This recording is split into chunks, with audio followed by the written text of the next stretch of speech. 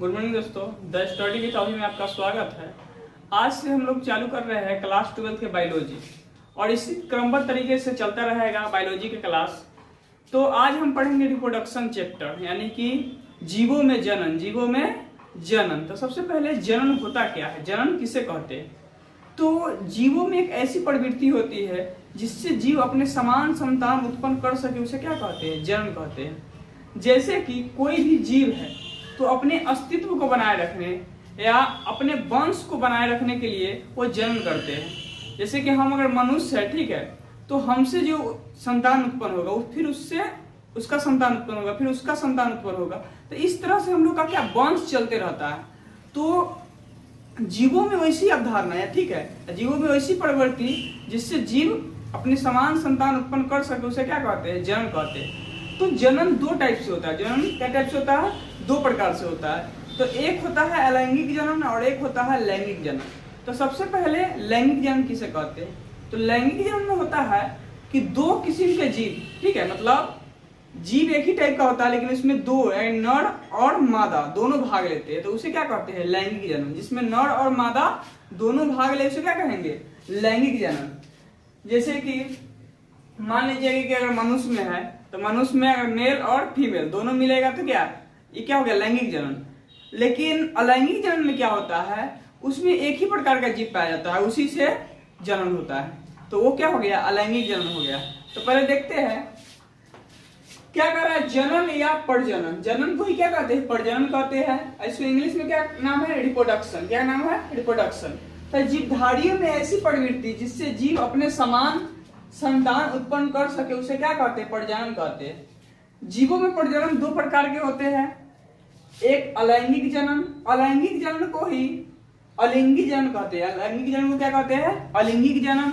और लैंगिक जनन को लिंगी जनन कहते हैं। इंग्लिश में लैंगिक जनन को एसेक्सुअल रिप्रोडक्शन और लैंगिक जनन को सेक्सुअल रिप्रोडक्शन। उसके बाद लैंगिक जनन और अलैंगिक जनन के बारे में विस्तार से पढ़ेंगे। सबसे पहले देख लेते हैं लाइफ स्पेन, यानी कि जीवन अवधि किसे कहते हैं। तो कोई भी जीव होता है ना, वो सब दिन के लिए थोड़ी ना पृथ्वी पर आया है, अमर थोड़ी ना है। इसका एक सीमित समय होता है। जैसे मनुष्य है तो मनुष्य का पहले सीमित समय था कि 60 से 100, 80 से 100 वर्ष के अंदर वो जीवित रह सकता था, लेकिन अब उसका सीमित समय घट गया, 60 से 80 वर्ष तक रहता है। तो कोई भी जीव है उसका क्या है? जीवन एक अवधि होता है। तो किसी भी जीव के जन्म से लेकर और मृत्यु तक का जो समय होता है ना, उसी को क्या कहते हैं? जीवन अवधि कहते हैं, ठीक है।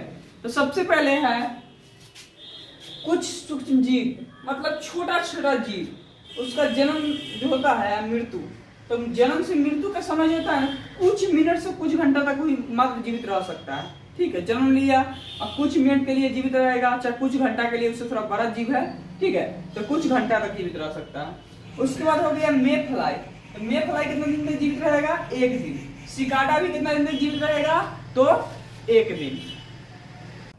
चलिए, तो हम लोग पेड़ पौधे और जितने भी जीव है सबका जीवन अवधि के बारे में पढ़ते हैं। तो सबसे पहले देख लेते हैं तितली। तो तितली का जो है जीवन काल कितना है? 1 से 2 सप्ताह।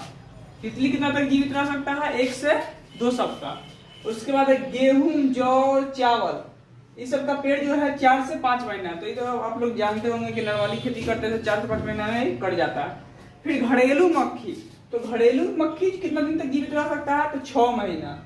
मूली चुकंदर तो 1.5 से 2 वर्ष तक जीवित रह सकता है। मूली और चुकंदर कितना? 1.5 से 2 वर्ष तक। चूहा 3 वर्ष तक। चूहा कितना? 3 वर्ष तक। मेढक 9 वर्ष। मेढक 9 वर्ष। हंस कितना? 12 वर्ष। कौवा 15 वर्ष। मरमर पक्षी 12 वर्ष। सिकोया वृक्ष कितना? 300 वर्ष, लगभग कितना? 300 वर्ष। उसके बाद देखते हैं इधर गाय। तो गाय जो है ये आपका 25 से 28 वर्ष। सबसे पहले बंदर देख लीजिए, बंदर कितना है? 26 वर्ष। उसके बाद कोबरा सांप है, ये कितना? तो 28 वर्ष। बिल्ली का जीवन काल कितना होगा? 35 से 40 वर्ष। कुत्ता 20 वर्ष। ईगल यानी गिद्ध कितना? 90 से 100 वर्ष तक जीवित रहेगा।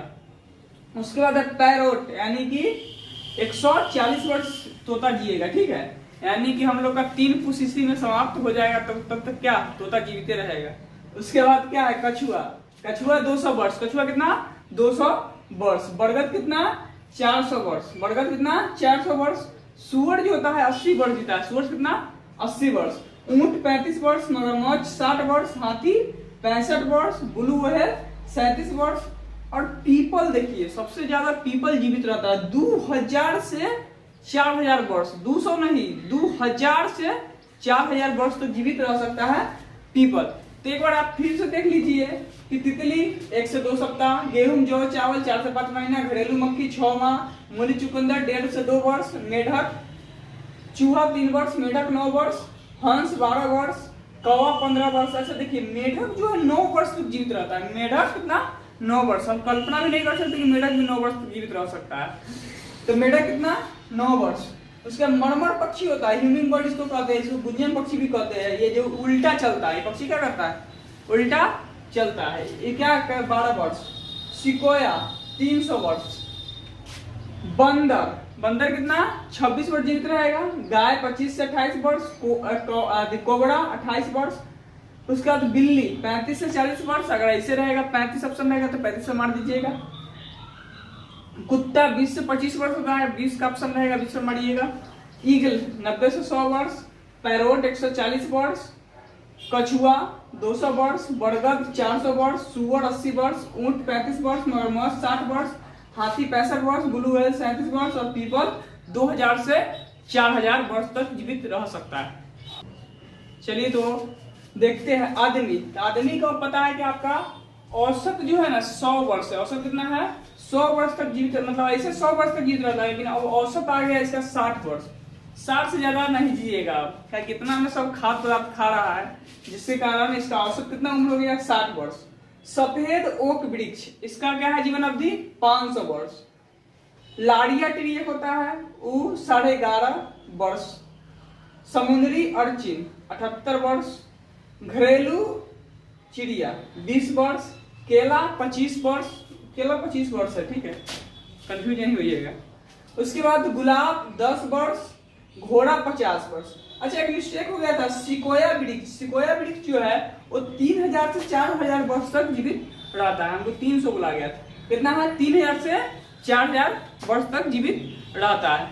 तो इतना डाटा दे दिए है, इससे ज्यादा कभी भी नहीं पूछेगा। इसमें से 1 से 2 क्वेश्चन आएगा एक नंबरिया में, ठीक है। तो जीवन अवधि पूछेगा तो बता दीजिएगा, और इतना रख लीजिएगा तो इससे ज्यादा कहीं नहीं आएगा चैप्टर में, ठीक है। तो तब तक के लिए इतना ही, धन्यवाद। हमारे चैनल द स्टडी विद अभी को लाइक और सब्सक्राइब कीजिए। अब शेड्यूल बाय इसका जो भी है वीडियो बनेगा, ठीक है। Thank you.